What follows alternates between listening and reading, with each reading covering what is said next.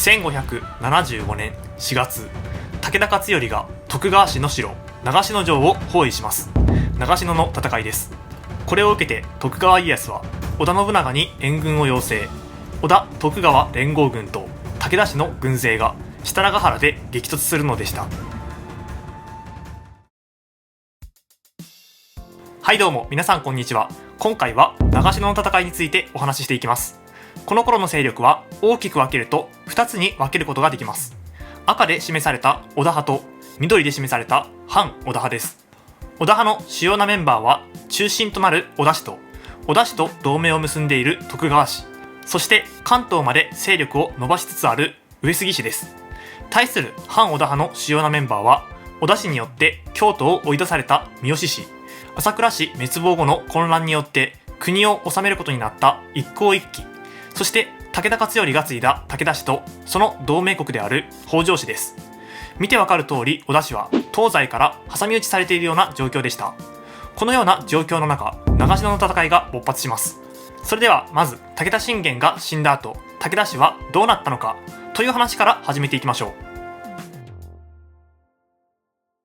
武田信玄の死後、武田氏の後を継いだのは武田勝頼でした。勝頼は信玄の息子ですが、もともと家督を継ぐ予定ではなく、本来信玄の後は勝頼の兄にあたる武田義信が継ぐ予定でした。しかし武田氏内部の分裂により信玄と義信は対立してしまいましたので、義信は家督継承者から外されて自害に追い込まれてしまいました。こういった経緯があり、武田勝頼が家督を継ぐことになり、武田信玄が死んでしまったのです。さて、こうして武田氏当主となった武田勝頼でしたが、立たされている状況はものすごく難しい状況でした。信玄が信長に喧嘩を売った直後に死んだことで、勝頼が当主となった時にはすでに織田氏が敵になっていましたし、武田氏内部には勝頼を武田氏当主とは認めないと主張する人々もいましたので、外だけでなく内側にも問題を抱えています。先に結果を言ってしまうと、勝頼の代で武田氏は滅亡してしまいますので、勝頼のことを武田氏を滅亡させたダメな武将と思っている人も多いでしょう。しかし、もしも勝頼と同じ状況に投げ入れられて、はい、それでは武田氏を運営してくださいと言われても、多くの人が武田氏の滅亡を止めることはできないのではないかと思います。さて、そんな難しい立場だった勝頼ですが、なんとか武田氏を運営していきます。織田や徳川の両国に向けて自ら攻撃を仕掛けていき、美濃の国の明智城や遠江の国の高天神城を手に入れています。この頃の織田信長は、信玄が死んで武田は弱くなったと思っていましたが、予想以上に勝頼が強かったので、勝頼を見くびっていたが、このままでは危険だ、武田勝頼を滅ぼさなくてはと考えるようになったのです。さて、ここで一度織田氏に視点を移してみましょう。この頃の織田氏はどのような状況だったかというと、一向一揆と戦っている状況でした。代表的な場所は大阪、越前、長島の3つです。越前の国はこれまで朝倉氏が統治していた国ですが、織田信長によって朝倉氏が滅亡した後、すぐに一向一揆によって乗っ取られてしまいました。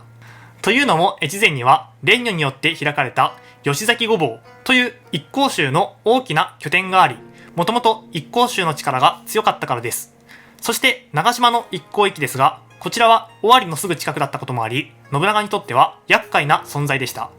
信長はこの長島一向一揆と何度か戦っており、その際に多くの家臣を失ったり騙し討ちをされたりしていましたので、その報復としてこの長島一向一揆は兵糧攻めにした後騙し討ちにして焼き討ちにするという徹底的なやり方で皆殺しにされています。このように信長は西の方で様々な戦いを抱えていましたので、東への注意が弱まっていました。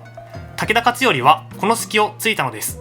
信長が西を見ている間に徳川を叩こう、そう考えた勝頼は出陣、三河の国へと出兵します。こうして始まったのが長篠の戦いです。甲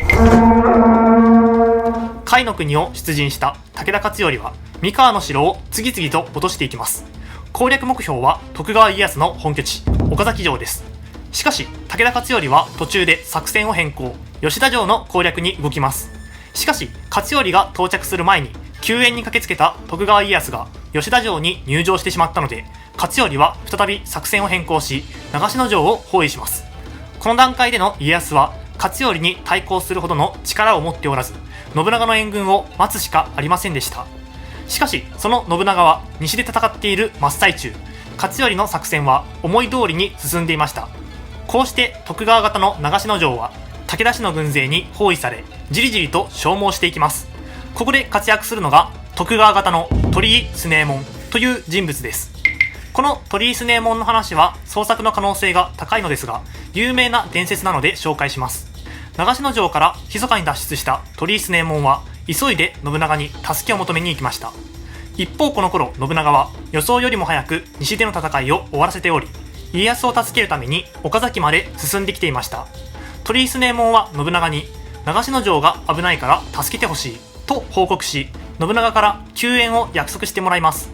いても立ってもいられなかった強右衛門はいち早く情報を仲間に伝えるために長篠城へと戻っていきましたが、そこで武田軍に捕まってしまい、城の近くで貼り付けにされるのです。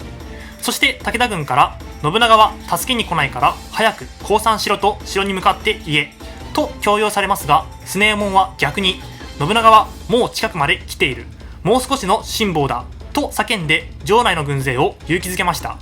しかし言うことを聞かなかった強右衛門は見せしめのためにその場で殺されてしまったという伝説です。さて、こうして織田信長が援軍に到着し、家康と共に連後川沿いに陣を構えました。これを受けて武田勝頼も連後川へと本陣を移動、両者は川を挟んで睨み合いました。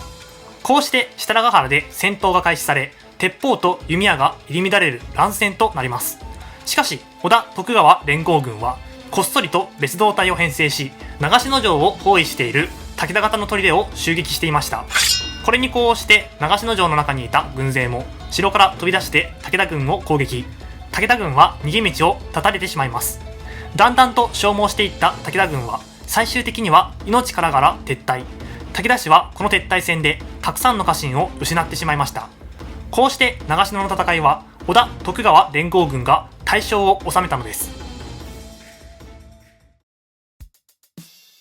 さて、いかがだったでしょうか。こうして長篠の戦いに負けた勝頼はこれ以降も徳川家康と戦っていきます。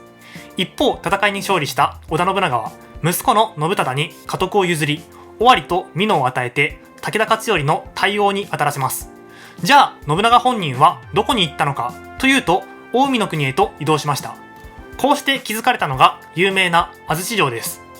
支配領域が広がった織田氏は毛利、上杉、武田と国境を接するようになっており、安土は全方面に対応できる中心地点だったのです。